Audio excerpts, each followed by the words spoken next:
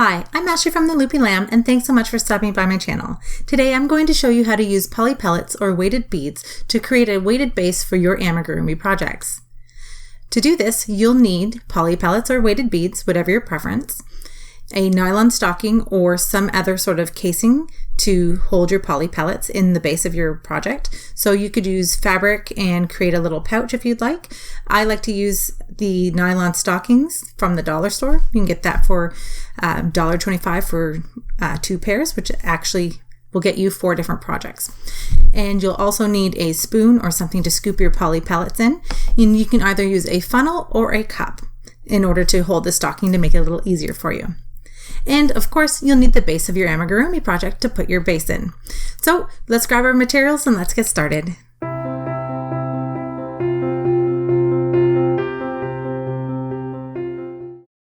Okay, so today we are going to be creating a weighted base for an amigurumi project.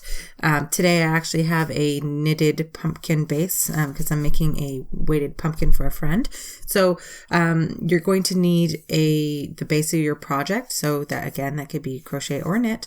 And you're going to need your weighted pellets. I got these Loops and Threads pellets from Michael's. A spoon or something to scoop your pellets into your essentially your vessel. And so I've got one of these they're called silkies. It's an anklet nylon.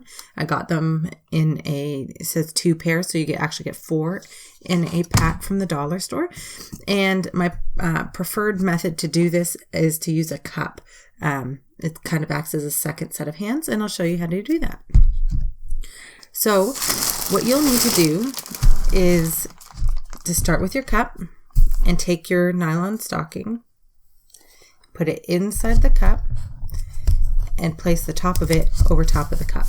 This eliminates the need for a funnel because I've seen a lot of people recommend using a funnel, but I find that the beads get trapped inside the tip of the funnel and it can get messy and be a pain.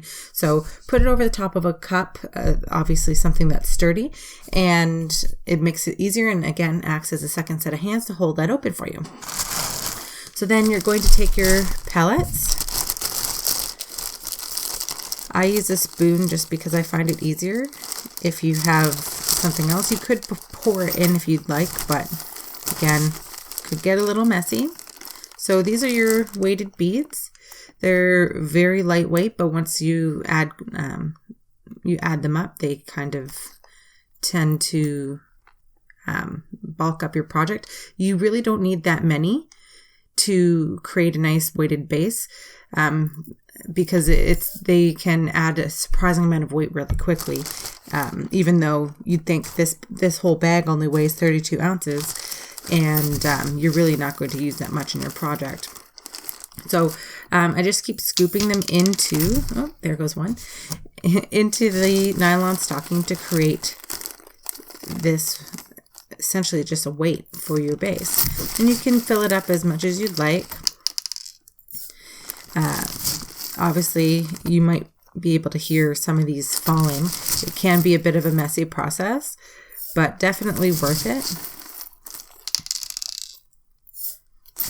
In my workspace I'm in here, I have the ability to just kind of swipe these off the edge of the table and into my hand and then just back into my base. All right, so I'll add just a few more scoops here and that should be sufficient. Get that bag out of here. And there we go. We've got all of our beads back in here. So once you've got that done, you can take it out of your cup. And now you can make these as big or as small as you'd like. You really don't need that much. Like I have a weighted pumpkin and I don't put that much in because I am also going to add stuffing in there. And it doesn't really need to be that heavy.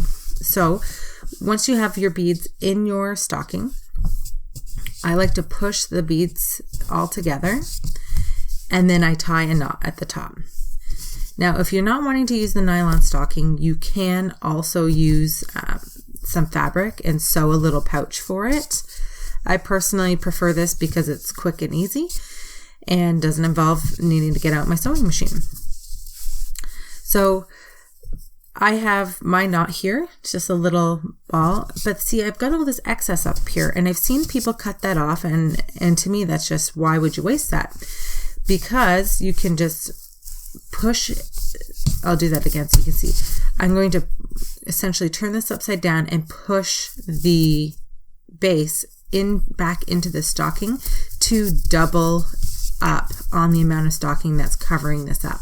Now, I do this for two different reasons. One, I don't want to waste it and have it cut off and potentially unravel. Two, it provides a second layer of protection against the beads potentially finding their way out over time. And my kids play with the stuffies that I make, so I want to make sure that this is as secure as possible. So you can either tie another knot on here, which I tend to do, or just leave it and pop it into your base. Now, once you've got it into your base, for amigurumi, I would tend to make these a little bit more fitted to sit closely to the sides, but not too close, because what I like to do is you put your stuffing in and around the base, so you still get that squishy, stuffy feel without it being too firm.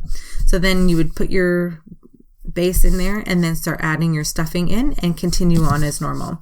And then, so my pumpkin's already set here, so I'll add my stuffing, close it up, and it's good to go. It's really that easy. And that's how you add a weighted base to your amigurumi projects. Now, you can use this for a variety of different projects. You can make smaller little bases or packages of the pellets and add them to the limbs of your project, or you can use it to create a doorstop with a larger base. So it really is up to you and how much you want to use, but I really hope that you found this tutorial helpful. If you have any comments or questions, I'd love to hear from you. Please leave them in the comment section below. And if you enjoyed this video, I'd appreciate it if you gave it a like and consider subscribing to this channel. If you like free crochet patterns, don't forget to check out my blog, theloopylamb.com. Thanks so much for watching, happy hooking, and I'll see you next time.